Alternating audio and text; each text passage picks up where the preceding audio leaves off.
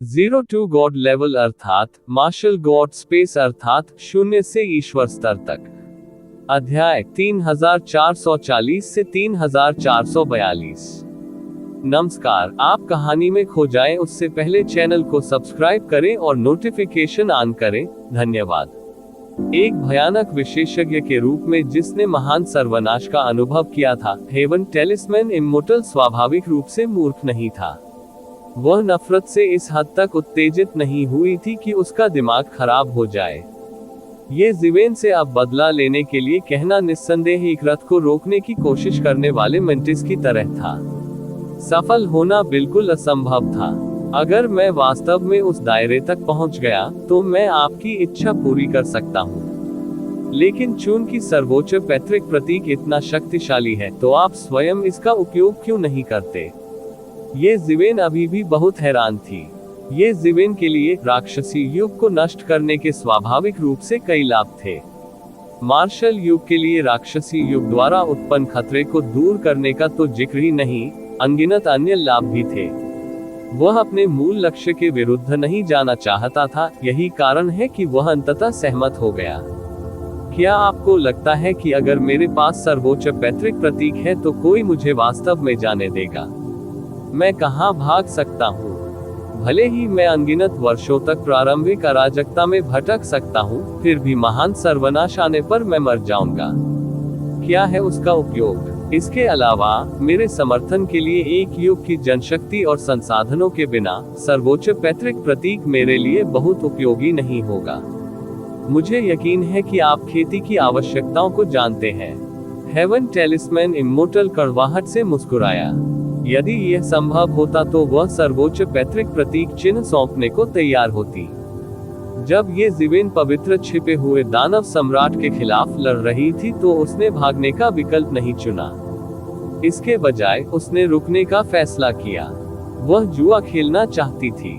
यदि वह इसी प्रकार भटकती रही तो महाप्रलय आने पर सचमुच मर जाएगी।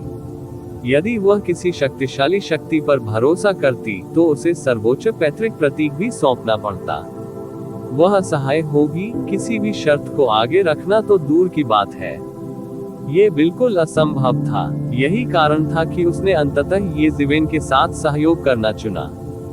बेशक ये जिवेन ने शुरुआत में सीधे तौर पर उसे लूटने का विकल्प नहीं चुना। उसने फिर भी उसे कुछ छूट दी जिससे ये जिवेन पर उसका अच्छा प्रभाव पड़ा। इसके बारे में क्या ख्याल है? मुझे पता है कि आपके दिल में अभी भी संदेह है। मैं भगवान की कसम खाता हूँ कि मैं इस जीवन में आपके लिए कुछ भी हानिकारक नहीं करूँगा। लेकिन आपका नाम क्या है? आपने अपना परिचय नहीं दिया है। हेवन टेलिस्मैन इम्मोर्टल ने ये जिवेन की ओर देखा और पूछा। उसकी अभिव्यक्ति बहुत गंभीर थी। इस प्रकार की शपथ स्वर्गीय मार्ग के लिए दी गई थी। विशेषज्ञ जितना अधिक शक्तिशाली होता, आसानी से शपथ दिलाना उतना ही कठिन होता, क्योंकि स्वर्गीय मार्ग इसे पकड़ लेगा। यदि वह इसे पूरा नहीं कर पाती या शपथ का उल्लंघन करती तो उसे स्वर्ग का क्रोध भुगतना पड़ता। एक बार जब उसने ऐसी शपथ ले ली तो अब से केवल ये जिवेन ही उसे धमका सकती थी। उसके लिए ये जिवेन को नुकसान पहुंचाने की कोई संभावना नहीं थी। ये जिवेन का विश्वास हासिल करने का यही एकमात्र तरीका था। मेरा नाम बुजून है और मैं फॉर्चून गॉड राजवंश के पूर्वी क्षेत्र से आता हूँ। ये जिवेन ने आखिरकार अपना मुंह खोला और कहा, आप एक मार्शल एमिनेंस है। स्वर्गीय तावीज अमर आदरणीय थोड़ा आश्चर्यचकित हुए, जैसे उन्होंने कुछ सोचा हो। फिर उसने अपनी आंखें बंद कर ली और प्रतिज्ञा करना शुरू कर दिया। मैं, स्वर्गीय तावीज अमर आदरणीय, शपथ लेता हूं कि अब से मैं कभी भी मार्शल वेनेरेबल्स के लिए हानिकारक कुछ भी नहीं करूंगा। यदि मैं इस प्रतिज्ञा का उल्लंघन करता हूं तो मैं बिना दफनाए मरने को तैयार हूं। प्रारंभिक अराजकता के भीतर अचानक गड़गड़ाहट की गड़गड़ाहट सुनाई दी। यह इस शपथ के प्रति स्वर्गीय दास की स्वीकृति थी। यदि उसने शपथ का उल्लंघन किया तो स्वर्गीय दास स्वाभाविक रूप से उससे निपटने के लिए आएंगे। उसके शपथ ग्रहण को सुनने के बाद ये जिवेन ने जोर से कहा, क्यों, तुम अभी मेरा नाम सुनकर आश्चर्यचकित हो गए? क्या तुमने ये पहले कभी सुना है? उसने स्वर्गीय तावीज अमर आदरणीय के चेहरे पर आश्चर्य की झलक देखी थी। कुछ तो हुआ होगा, नहीं तो ऐसा न होता। स्वर्गीय तावीज अमर आदरणीय ने एक पल के लिए सोचा और उनके चेहरे पर एक अजीब सी मुस्कान आ गई। उन्होंने येज़िवेन की ओर देखा और कहा, मैंने वास्तव में इसके बारे में पहले भी सुना है। वास्तव में, हालांकि मैं गंभीर रूप से घायल हो गया था, फिर भी मैं नष्ट हुए तावीज दावयुग से भागने में कामयाब रहा। बाद में जानकारी इकट्ठा करने के लिए मैं चुपचाप अंदर चला गया, दानव दावयुग के कब्जे वाले शहरों और बहुत सारी खबरें सुनी। बाद में मुझे पवित्र गुप्त दानव सम्राट द्वारा खोजा गया और उसके द्वारा शिकार किया गया। उनमें से आपके बारे में खबर थी। नहीं, मैं अभी युग के युद्ध क्षेत्र में आया हूँ और मैं प्रसिद्ध नहीं हूँ। दानव दाव युग के लोगों को मेरे बारे में कैसे पता चला? क्या ऐसा हो सकता है कि फॉर्चून गॉड राजवंश में कोई हो खबर लीक हो गई? येज़िवेन मदद नहीं कर सका, लेकिन अपनी आंखें मूंद ली और उसकी आंखों में एक कठोर भाव झलक गया। स्मार्ट, ये वास्तव में आपके मार्शल दाव युग के लोग हैं जिन्होंने खबर फैलाई है।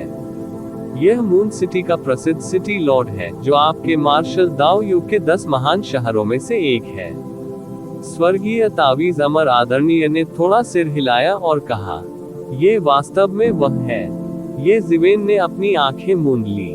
उसने जिन 2 संभावित नामों का अनुमान लगाया था, उनमें से सबसे संभावित नाम मून सिटी का सिटी लॉर्ड था। वह जो जानता था उसके अनुसार मून सिटी का सिटी लॉर्ड बेईमान और अराजक था। ये संभव था कि वह येज़िवेन के लिए कुछ नुकसानदेह काम करेगा। नहीं, ये कहा जाना चाहिए कि वह निश्चित रूप से येज़िवेन से निपटने का कोई तरीका सोचेंगे। हालांकि येज़िवेन ने कभी नहीं सोचा था कि मून सिटी के सिटी लॉर्ड दानव दाव युग के लोगों को आगे बढ़ने देंगे। क्या ऐसा हो सकता है कि वह दानव दाव युग के साथ सांठगांठ कर रहा हो? येज़िवेन की आंखें तेज रोशनी से चमक उठी। आप पूरी तरह से नवागंतुक हैं और नहीं समझते हैं। हालांकि मार्शल दाव युग और अन्य प्राचीन युग दुश्मन हैं, लेकिन इसका मतलब यह नहीं है कि उनके अधीन स्वर्गीय पूज्य दूसरी तरफ के सभी लोगों के साथ नश्वर दुश्मन हैं। उदाहरण के लिए, आप और मुझे अपूरणीय शत्रु होना चाहिए। हालांकि वास्तव में ऐसा नहीं है। मून सिटी के सिटी लॉर्ड इतने वर्षों से मून सिटी के प्रभारी हैं। उनकी नींव पहले से ही गहरी जड़ें जमा चुकी है। उनके संबंध विभिन्न क्षेत्रों में भी फैले हुए हैं, प्राचीन युग। हालांकि हम जीवन और मृत्यु के मित्र नहीं हैं, जब तक वह लाभों का एक हिस्सा जारी करता है, स्वाभाविक रूप से ऐसे लोग होंगे जो उसे मजबूत दुश्मनों से निपटने में मदद करेंगे। स्वर्गीय तावीज अमर आदरणीय ने कहा, क्या आपको लगता है कि विभिन्न प्राचीन युग बहुत शांतिपूर्ण है? उनके पास ऐसे प्रतिद्वंद्वी भी हैं जिनसे उन्हें निपटना होगा। वास्तव में, उनके पास ऐसे प्रतिद्वंद्वी भी हैं जिनसे उन्हें मौत से लड़ने की जरूरत है। हालांकि वे स्वयं कार्रवाई नहीं करते हैं। इस पर समय, वे गुप्त रूप से आपके मार्शल दाव युग के लोगों को एक चाल चलने देंगे। किसी भी मामले में, आपके मार्शल दाव युग का सतह पर प्राचीन युगों के प्रति एक स्पष्ट दृष्टिकोण है। वास्तव में, इस प्रकार का सहयोग बहुत आम है। आपके मार्शल दाव युग के प्रमुख पात्रों में अन्य प्राचीन युगों के विशेषज्ञ शामिल होने के लिए आए हैं। जो विशेषज्ञ उनके साथ जुड़ने आए हैं। येज़िवेन को अचानक पूर्वी स्वर्गीय पूज्य के पास रहस्यमय और अथाह मिस्टर हुआन की याद आ गई। वह एक महान विशेषज्ञ थे जिनकी उत्पत्ति अज्ञात थी। उसने कभी कोई हरकत नहीं की, न ही कुछ बोला। उन्होंने केवल पूर्वी स्वर्गीय पूज्य का अनुसरण किया। क्या ऐसा हो सकता है कि वह भी किसी दूसरे युग का शीर्ष विशेषज्ञ था? मुझे याद है कि प्राचीन युग के विशेषज्ञों को इस युग के स्वर्गीय मार्ग से दबा दिया जाएगा, है ना? येज़िवेन पूछने के अलावा कुछ नहीं कर सकी। हाँ, वे निश्चित रूप से इस युग के स्वर्गीय तरीके से दबा दिए जाएंगे। हालांकि इससे बचने के तरीके हैं। ये सिर्फ इतना है कि उन्हें उच्च कीमत चुकानी होगी और बहुत सारे धन और संसाधनों का उपभोग करना होगा। ये सिर्फ इस पर निर्भर करता है कि क्या कोई उनके लिए ये करने को तैयार है। स्वर्ग तावीज अमर ने कहा, ये भी एक बहुत ही महत्वपूर्ण मामला है। इसलिए हर कोई प्राचीन युगों में शामिल नहीं हो सकता है। उनसे जुड़ने के बाद स्वाभाविक रूप से कई लाभ होते हैं। वे प्राचीन युगों से दबाए नहीं जाएंगे। वे फॉर्चून दिव्य राजवंश में प्रवेश कर सकते हैं और एकांत में खेती कर सकते हैं। वे कई संसाधनों का भी आनंद ले सकते हैं जो केवल प्राचीन युगों में ही उत्पादित किए जा सकते हैं और एक पूरी तरह से अलग महान तरीके को समझ सकते हैं। इस वजह से कई लोग उनसे जुड़ने के इच्छुक हैं। हालांकि वे ये भी जानते हैं कि सभी लाभ केवल इससे पहले ही उपलब्ध होंगे। महान विपत्ति, यह अभी भी कुछ न होने से बेहतर है। अच्छा ऐसा है। ये जिवेन ने सिर हिलाया। वरिष्ठ स्वर्गीय तावीज अमर के लिए भी ऐसा ही था। वह तावीज युग में उच्च और शक्तिशाली हुआ करती थी। उसके शब्दों में बहुत वजन था और किसी ने भी उसकी अवज्ञा करने का साहस नहीं किया। हालांकि अब इसका कोई मतलब नहीं रह गया था कि तावीज युग नष्ट हो गया था। मार्शल युग जैसे वर्तमान युग के अलावा किस युग में ऐसे शीर्ष गुरु का समर्थन करने के लिए अतिरिक्त संसाधन थे?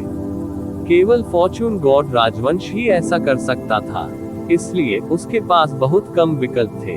दरअसल उसके पास चुनने के लिए ज्यादा छूट भी नहीं थी। ये लगभग निश्चित था। लेकिन मून सिटी लॉर्ड ने मुझे मारने के लिए किस तरह के विशेषज्ञ को काम पर रखा था? ये जिवेन से पूछा। मून सिटी लॉर्ड जानता है कि आप तीसरे क्षेत्र के विशेषज्ञ हैं, इसलिए उसने गुप्त रूप से एक चौथे को काम पर रखा है आपको मारने के लिए। डेविल दाव युग के क्षेत्र विशेषज्ञ। आप निश्चित रूप से उसके मुकाबले के नहीं हैं। इसके अलावा वह आपको पहले ही जानकारी और आपका स्थान बता चुका है। डेविल दाव युग के चौथे क्षेत्र विशेषज्ञ के अलावा अन्य लोग भी आपको मारने आ सकते हैं।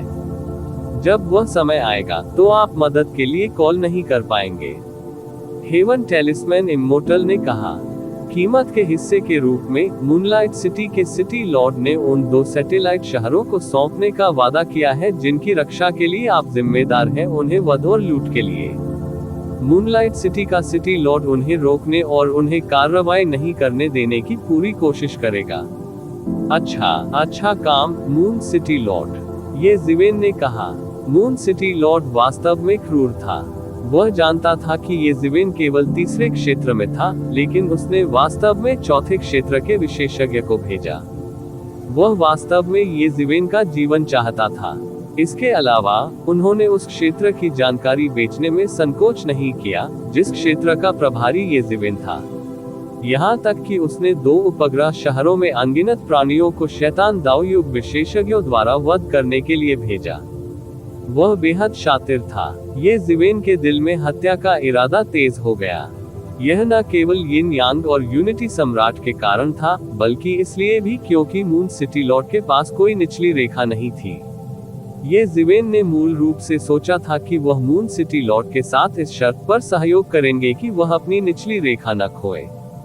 अब ऐसा लग रहा था कि ऐसा बिल्कुल नहीं था। ये जिवेन ने जो निचली पंक्ति सोची वह मून सिटी लॉर्ड के सामने उल्लेख करने लायक भी नहीं थी।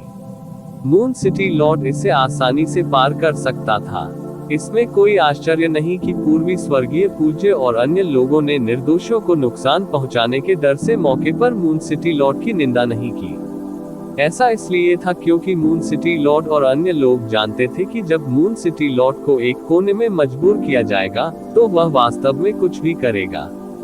हालांकि ठीक इसी वजह से वह और भी अधिक घृणित था। पूर्वी स्वर्गीय संप्रभु की उसे सावधान रहने की चेतावनी निश्चित रूप से एक खाली धमकी नहीं थी। ऐसा इसलिए था क्योंकि मैं गलती से उनकी साजिश पर ठोकर खा गया था, जिससे मेरा ठिकाना उजागर हो गया और मुझे शिकार बनाया गया।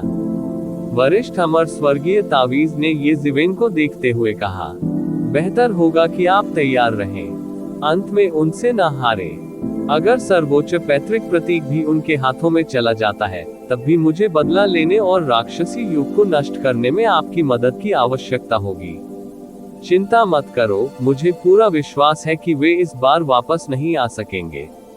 ये जिवेन ने अपनी मुठ्ठियां भींच ली और उसकी आंखों में एक भयंकर भाव झलक गया। प्रतिवेदन किसी भी खराब अनुवाद के बारे में हमें बताने के लिए टेक्स्ट का चयन करें और रिपोर्ट पर क्लिक करें। लेस देन पिछला सूचकांक। अगला greater than moon city Lord ने वास्तव में एक अच्छी योजना बनाई थी।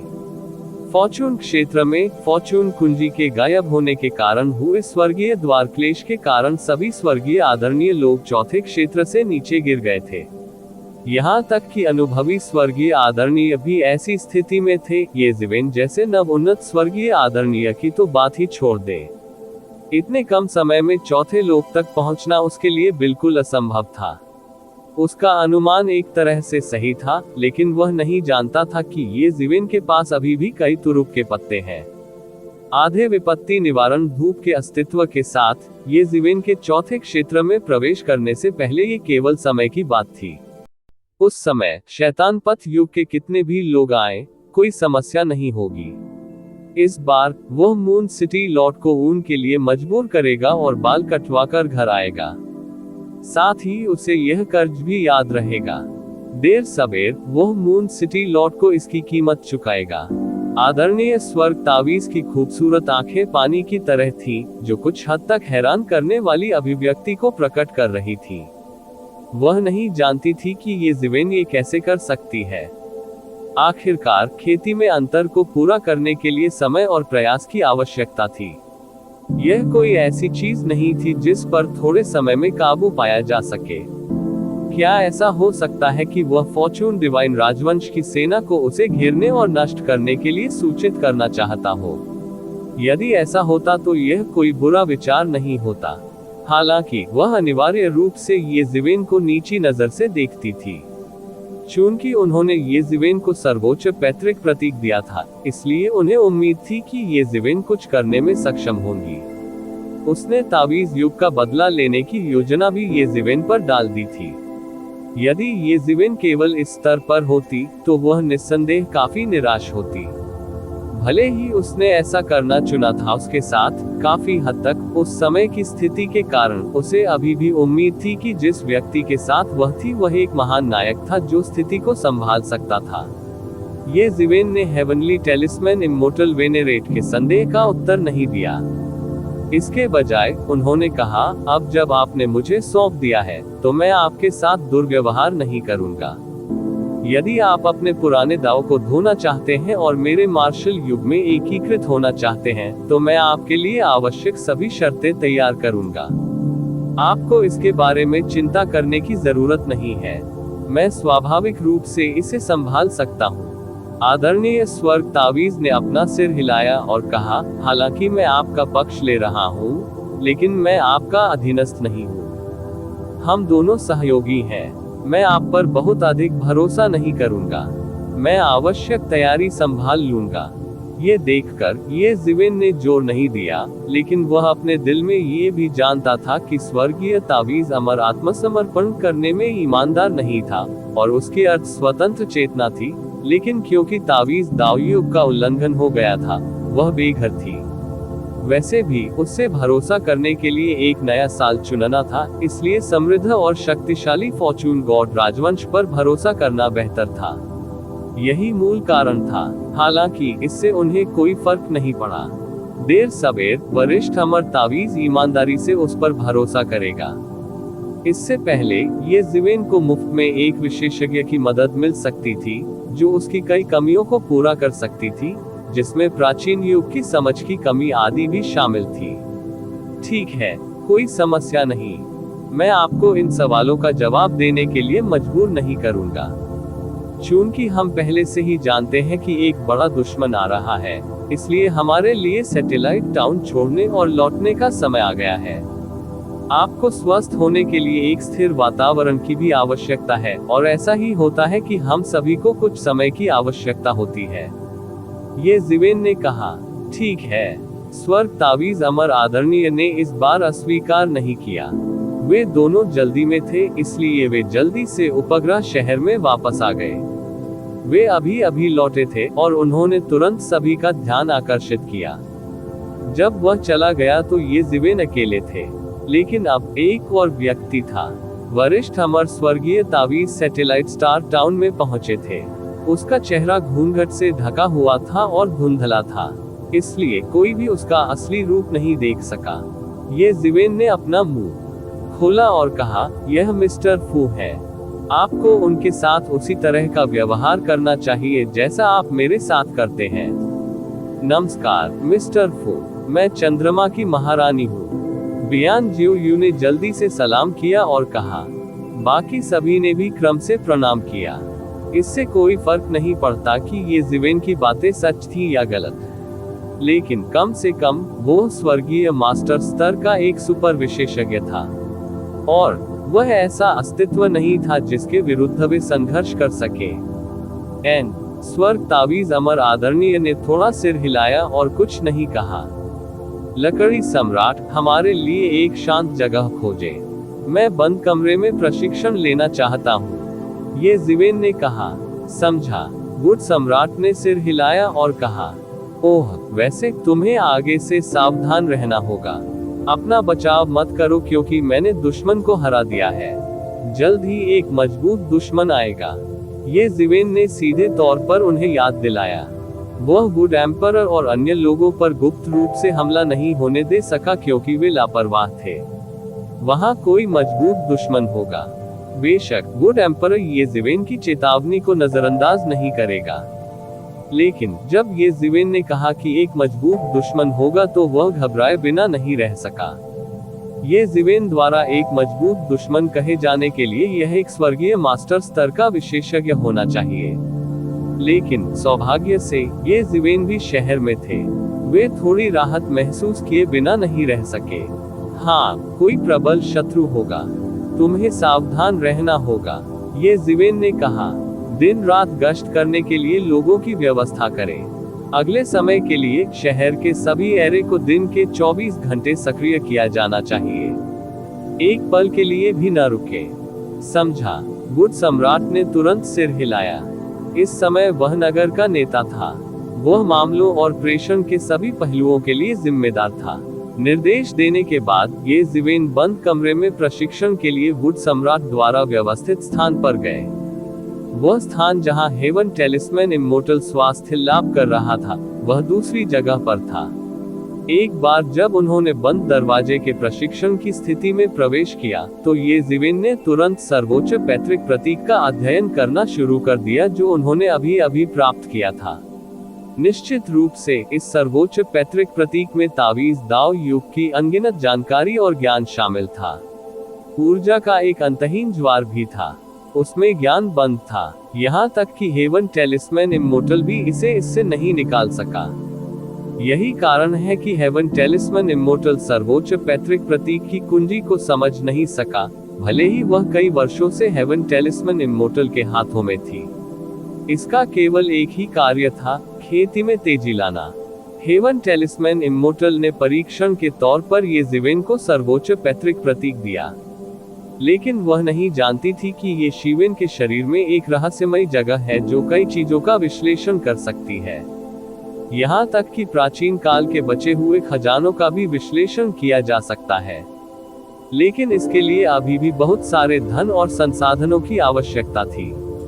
जैसे जैसे उन्होंने सर्वोच्च पैतृक प्रतीक का अधिक से अधिक विश्लेषण किया, इसके बारे में उनकी समझ भी बढ़ती गई। हालांकि यह प्राचीन युग से था, 3000 ग्रेट दास में हमेशा कुछ न कुछ समानता थी। मूल रूप से ये जिवेन को तावीज दाव की केवल थोड़ी सी समझ थी, उन्हें इसकी गहरी समझ नहीं थी। 3000 महान दासों में इसे केवल सबसे निचले स्थान पर रखा जा सकता है। लेकिन अब जैसे ही उन्होंने सर्वोच्च पैतृक प्रतीक का विश्लेषण किया, तावीज दाव के बारे में उनकी समझ में भी आश्चर्यजनक गति से सुधार हुआ। यह ऐसा था जैसे वह तावीज दाव के बारे में सर्वोच्च पैतृक प्रतीक की समझ को समझ रहा था। इसमें लगातार सुधार हो रहा था। विशाल के कंधे पर खड़े होकर ये जिवेन की दृष्टि अचानक बहुत दूर हो गई। उसे जो दिख रहा था वह भी पहले से अलग था। जैसे जैसे तावीज दाव के बारे में उनकी समझ में सुधार जारी रहा, ये जिवेन को महसूस हो रहा था कि तीसरे क्षेत्र के शिखर की उनकी खेती वास्तव में थोड़ी आगे बढ़ने लगी थी। एक बात समझकर तो मानो 100 मील दूर हो गया। ये जिवेन की तावीज दाव के बारे में समझ तेजी से बढ़ने के बाद उनके अन्य महान दाव में भी काफी सुधार हुआ। उनकी खेती, जो लंबे समय से रुकी हुई थी, वास्तव में धीरे धीरे फिर से बढ़ने लगी। इसने स्वचालित रूप से चौथे क्षेत्र पर हमला करना शुरू कर दिया। जब से उसने तीसरे क्षेत्र के शिखर में प्रवेश किया था, ये शिवेन को पहले से ही स्वर्गीय क्लेश द्वारा छोड़ी गई बाधा को स्पष्ट रूप से महसूस हुआ था। ये स्वर्गीय दाव की नाकाबंदी थी जो सीधे उसके दिल पर उतरी। यह अपरिहार्य था। यही कारण था कि अनगिनत पुराने दिव्य गुरु इस क्लेश में फंसे हुए थे। फिर भी यह नकली गुड फॉर्चून कुंजी के निर्माण के कारण था। कई लोगों को पहले की तुलना में बहुत कम स्वर्गीय क्लेशों का सामना करना पड़ा। अगर ऐसा पहले होता तो ये जीवेन को और भी बुरी स्थिति का सामना करना पड़ता। इसलिए उसने चौथे क्षेत्र में प्रवेश के लिए खुद को तैयार करने के तरीकों के बारे में सोचा था। उसे आदि क्लेश तोड़ने वाली धूप प्राप्त हुई थी। यह इस समय था कि वह चौथे क्षेत्र में प्रवेश करेगा। जब तक वह सफल हुआ और चौथे क्षेत्र में प्रवेश किया, तब तक वह फॉर्चून क्षेत्र में अधिकांश दिव्य मास्टर्स से ऊपर रहेगा। वह वास्तव में पूर्वी दिव्य गुरु के पद के लिए प्रतिस्पर्धा करने के योग्य होगा। यदि वह केवल तीसरे दायरे में होता तो चाहे उसकी ताकत कितनी भी अत्याचारी क्यों न हो, वह योग्य नहीं होता। केवल एक दायरे का अंतर था, लेकिन वास्तव में एक स्पष्ट अंतर था। अपने दायरे में ढील महसूस करने के बाद ये जीवेन ने तुरंत सर्वोच्च पैतृक प्रतीक को समझना बंद कर दिया। इसके बजाय उसने चौथे क्षेत्र में प्रवेश करना शुरू कर दिया। यदि वह अगले विशेषज्ञों से निपटना चाहता है जो उस पर हमला करेंगे, तो उसे चौथे क्षेत्र में प्रवेश करना होगा। उन्होंने क्लेश तोड़ने वाली धूप जलाई। धूप सफेद धुएं के गुच्छों में बदल गई जिसने उसे घेर लिया। इससे उसे ऐसा महसूस हुआ मानो वह बादलों और धुंध से घिरा हुआ हो। हर बार जब वह सांस लेता तो वह बड़ी मात्रा में धुआं अपने शरीर में ले लेता। जब ये धुआं उसके शरीर में प्रवेश किया तो उसे तुरंत लगा कि उसका मन बहुत अधिक स्पष्ट हो गया है। महान पथ के बारे में उनकी समझ भी गहरी हो गई थी। उसी समय चौथे क्षेत्र की बाधा पर कुछ दरारें भी दिखाई दी, जिससे उन्हें लगा कि उनकी दिव्य भावना अधिक संवेदनशील हो गई है। विपत्ति निवारण धूपबत्ती की यह आधी छड़ी सचमुच चमत्कारी थी। बस एक झटका लेना कई दशकों तक लगन से खेती करने के बराबर था। यह अफसोस की बात थी कि उसके पास केवल यह आधी क्लेश तोड़ने वाली धूप थी। अन्यथा अब से उसकी खेती में कोई समस्या नहीं होगी। क्लेश तोड़ने वाली धूप के सामने किसी भी दायरे की बाधा कुछ भी नहीं होगी। यह अफसोस की बात थी कि क्लेश तोड़ने वाली धूप बहुत कीमती थी। यहाँ तक कि फॉर्चून भगवान में भी राजवंश यह अतुलनीय रूप से अनमोल था। उसके लिए आधी क्लेश तोड़ने वाली धूप प्राप्त करना पहले से ही बहुत कठिन था। बस यह आधी क्लेश तोड़ने वाली धूप पहले से ही अमूल्य थी। इसका मूल्य अथाह था। जैसे जैसे समय बीतता गया, ये जीवेन पूरी तरह से धुएं में डूबा हुआ था। उनका फिगर हल्का हल्का ही नजर आ रहा था। हर बार जब उन्होंने क्लेश तोड़ने वाली धूप के धुएं को अपने अंदर लिया, तो उन्हें लगा कि महान पथ के बारे में उनकी समझ गहरी हो गई है। जब ये जीवेन पागलपन से इस तकनीक को समझने की कोशिश कर रही थी, तब समय दर सेकंड बीतता गया। प्रतिवेदन किसी भी खराब अनुवाद के बारे में हमें बताने के लिए टेक्स्ट का चयन करें और रिपोर्ट पर क्लिक करें। लेस देन पिछला सूचकांक अगला ग्रेटर देन ये जीवेन ने 1 महीना एकांत में बिताया। पूरे सैटेलाइट सिटी के लिए यह बहुत ही कम समय था। बात सिर्फ इतनी थी कि ये जीवेन ने उन्हें पहले ही चेतावनी दे दी थी कि दुश्मन का बहुत मजबूत हमला हो सकता है, इसलिए उन्होंने बिल्कुल भी आराम करने की हिम्मत नहीं की। सेलेस्टियल मास्टर्स द्वारा पकड़े जाने से बचने के लिए हर समय सभी प्रकार की संरचनाएं सक्रिय की गईं। इस क्षेत्र पर कब्जा कर लिया गया शहर एक क्षण की लापरवाही के कारण गिर गया था। आखिरकार ये 10 देव नगरों में से एक नहीं था।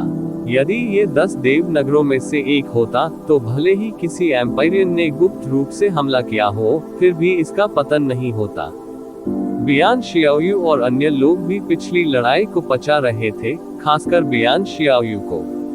दूसरे क्षेत्र में प्रवेश करने से पहले ये केवल समय की बात थी। जो कुछ बचा था वह नाव को धारा के साथ धकेलना और उसके दायरे को दूसरे दायरे में धकेलना था। केवल 1 महीने की छोटी अवधि में मिस्टीरियस क्रिएशन पिल की मदद से बियान जियाओयू ने सफलतापूर्वक दूसरे क्षेत्र में प्रवेश किया। इस समय उसे सम्राट बने हुए अधिक वर्ष नहीं हुए थे। यदि उसे स्वयं खेती करनी होती तो इसमें काफी समय लगता। निश्चित रूप से जीवन और मृत्यु के किनारे भटकना खुद को निखारने का सबसे अच्छा तरीका था। ह्यूमन एम्परर और स्काई शेकिंग थंडर एम्परर को और बेहतर बनाने में बस कुछ समय लगेगा। वे केवल एक कदम की दूरी पर थे। अचानक इसी क्षण एक भयानक जबरदस्ती आसमान से उतरी, जिसने सीधे पूरे विशाल शहर को ऊपर से नीचे तक लपेट लिया। पूरा शहर अचानक घबरा गया। चूंकि वे अग्रिम पंक्ति में थे, वे इन सुपर मास्टर्स की आभा से बहुत परिचित थे। उन्होंने लगभग तुरंत प्रतिक्रिया व्यक्त की। दिव्य गुरु, यह एक दिव्य गुरु है। कई लोग चिल्लाए। एक सम्राट राजा स्तर का मास्टर शहर में हर किसी को अपना मानसिक संतुलन खोने के लिए पर्याप्त नहीं था, लेकिन एक एम्पायरियन स्तर का मास्टर अलग था। वे अच्छी तरह से जानते थे कि यदि उनका शहर एक दिन गिर गया, तो यह अनिवार्य रूप से एम्पायरियन स्तर के स्वामी के हाथों में आ जाएगा। म्यू सम्राट और अन्य लोगों ने शहर के विभिन्न स्थानों से उड़ान भरी, विशेषकर बियान जियाओयू और अन्य। ये पहली बार था जब उन्हें किसी दिव्य गुरु द्वारा किसी शहर की वास्तविक घेराबंदी का सामना करना पड़ा। ऐसे स्तर का अस्तित्व सम्राट स्तर की घेराबंदी से बिल्कुल अलग था। हालांकि वे जल्दी में नहीं थे, क्योंकि उनका नेतृत्व भी एक दिव्य गुरु ने किया था। दूसरे पक्ष के लिए ये जीवन से निपटना मुश्किल होगा, भले ही वह एक अनुभवी दिव्य गुरु हो। जहां तक वरिष्ठ स्वर्गीय तावीज अमर की बात है, वह ये जीवन के साथ लौटे थे। हालांकि आदत के कारण उसे सभी लोग भूल चुके थे। ये दुश्मन का तथाकथित कम आंकलन था। मानव कबीले की लाखों मजबूत सेना तुरंत युद्ध के लिए तत्परता की स्थिति में आ गई, और एक जानलेवा आभा आकाश में फैल गई। एक विशाल हाथ अचानक शून्य में प्रकट हुआ और एक भारी हथौड़े की तरह नीचे गिर गया। बूम! यह विशाल हाथ सीधे शहर के ऊपर बैरियर और व्यूह रचना से टकराया। एक क्षण में न जाने कितने अवरोध और व्यूह रचनाएं ध्वस्त हो गईं। यदि कोई सम्राट भगवान यहाँ अवरोध और सरणी संरचनाओं को नष्ट करना चाहता है, तो उन्हें बहुत समय और प्रयास खर्च करना होगा। हालांकि एक स्वर्गीय पूज्य के लिए ये सिर्फ एक क्षण था। पूरा शहर इस तरह हिल गया मानो किसी भी समय ढह जाएगा। इससे पहले इस पर शैतान दाओ युग की सेना और शैतान दाओ युग के पवित्र गुप्त दानव सम्राट द्वारा पहले ही हमला किया जा चुका था। अब इसकी चरम अवस्था से तुलना नहीं की जा सकती थी। इस समय कई लोग घबरा गए थे, लेकिन उन्हें नहीं पता था कि कहां भागना है। प्राचीन युग की क्रूर प्रथाओं के अनुसार, विशेष रूप से शैतान दाओ युग के अनुसार, एक बार एक शहर में सेंध लगने के बाद भले ही वे मारे न गए हों, वे उनके गुलाम और तोप का चारा बन जाते थे। वे उनके मरने तक अपने क्षेत्र का विस्तार करेंगे। कोई भी इस तरह खत्म नहीं होना चाहता था। एक मजबूत दुश्मन को हराने से ये शिवेन को जो आत्मविश्वास हासिल हुआ था, वह इस हथेली में पूरी तरह से गायब हो गया था। आप कौन है? कौन सा शैतान युग का विशेषज्ञ आया है? कृपया बाहर आए और मुझसे मिले। इस समय बियान जियाओयू, जो अभी अभी टूटा था, आकाश में उड़ गया। वह केवल अंतरिक्ष का विशाल विस्तार देख सकती थी। वह जानती थी कि उसके लिए डेविल दाओ युग के विशेषज्ञ को ढूंढना मुश्किल होगा। आखिरकार यह एक स्वर्गीय पूजनीय अस्तित्व था। अपने सम्राट भगवान की खेती के साथ वह शैतान दाओ युग के विशेषज्ञ से कैसे निपट सकती थी? हालांकि उसे इसकी कोई परवाह नहीं थी, न ही वह डरी। चूंकि वह जानती थी कि उसका सर्वशक्तिमान स्वामी यहाँ है, इसलिए डरने की कोई बात नहीं थी। अचानक एक ठंडी घुरघुराहट गूंजी। दानव जाति का एक लंबा आदमी, जिसकी ऊंचाई एक वयस्क से लगभग 5 या 6 गुना अधिक थी, उसकी पीठ पर पंख थे और उसके 3 सिर और 6 हाथ थे, अंतरिक्ष में दिखाई दिया था। उसके बाद उन्होंने बियान जियाओयू को घूर कर देखा और कहा, क्या तुमने वास्तव में स्वर्गीय सेना का विरोध करने का साहस किया है? तुम वास्तव में मौत को दावत दे रहे हो। मैं तुम सभी को कुछ दर्जन बार दूंगा। यदि तुम अब भी आत्मसमर्पण नहीं करते हो, तो शहर पर कब्जा हो जाने पर तुम सभी गंभीर मौत मरोगे। उनके शब्दों ने तुरंत सभी को घबरा दिया। ये केवल कुछ दर्जन हमले थे, और समय पलक झपकते ही बीत गया था। यदि उन्होंने हठपूर्वक विरोध किया तो इस बार अवश्य मर जाएंगे। 10, 9, 8। डेविल दाओ एरा के विशेषज्ञ की अभिव्यक्ति उदासीन थी और वह बिल्कुल भी प्रभावित नहीं हुआ। ऐसा लग रहा था मानो वह किसी बहुत ही सामान्य बात की घोषणा कर रहे हो। मुझे उम्मीद नहीं थी कि प्रतिष्ठित चरम शैतान दानव भगवान ऐसे साधनों का उपयोग करेंगे। सहसा शहर से एक बेहद ठंडी आवाज गूंजी। शहर से धीरे धीरे एक आकृति उभरी। ये धीमा लग रहा था, लेकिन वास्तव में ये बहुत तेज था। बस एक क्षण में वह पहले ही शहर की दीवार के ऊपर आ चुका था। यह मास्टर फू है। गुड सम्राट को सुखद आश्चर्य हुआ क्योंकि उसने तुरंत इस व्यक्ति को पहचान लिया। ये स्वर्गीय गुरु था जिसका उल्लेख ये जिवेन ने पहले किया था। वह गुड सम्राट के साथ बराबरी पर था। अब जब उनके पक्ष में एक अतिरिक्त स्वर्गीय पूज्य था तो उन्होंने तुरंत अधिक सुरक्षित महसूस किया। यदि यह जारी रहा तो लड़ाई शुरू होने से पहले ही शहर ढह जाएगा। आप हैं स्वर्गीय तावीज अमर। अत्यधिक शैतान दानव भगवान ने तुरंत अपने सामने महिला को पहचान लिया। मैं तुम्हें पकड़ने और तुम्हें भागने देने में कामयाब नहीं हुआ। मैं तुम्हें थप्पड़ मारकर मौत के घाट उतारने में भी कामयाब नहीं हुआ। अब तुम वास्तव में मार्शल दाओ युग के नए युग पर भरोसा करने की हद तक गिर गए हो। स्वर्गीय तावीज अमर, क्या तुम्हें इस बात का डर नहीं है कि अगर यह बात सामने आ गई तो तुम हंसी का बड़ा पात्र बन जाओगे? अत्यधिक शैतान दानव भगवान ने उपहास किया, जैसे कि वह स्वर्गीय तावीज अमर की उपस्थिति से बहुत आश्चर्यचकित था।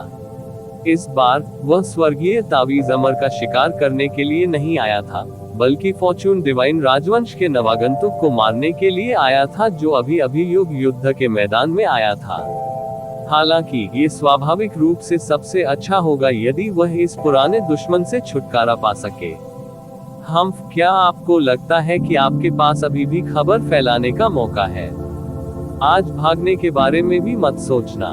हेवनली टेलिस्मैन इमोर्टल ने उपहास किया कि उसे मात नहीं देनी चाहिए।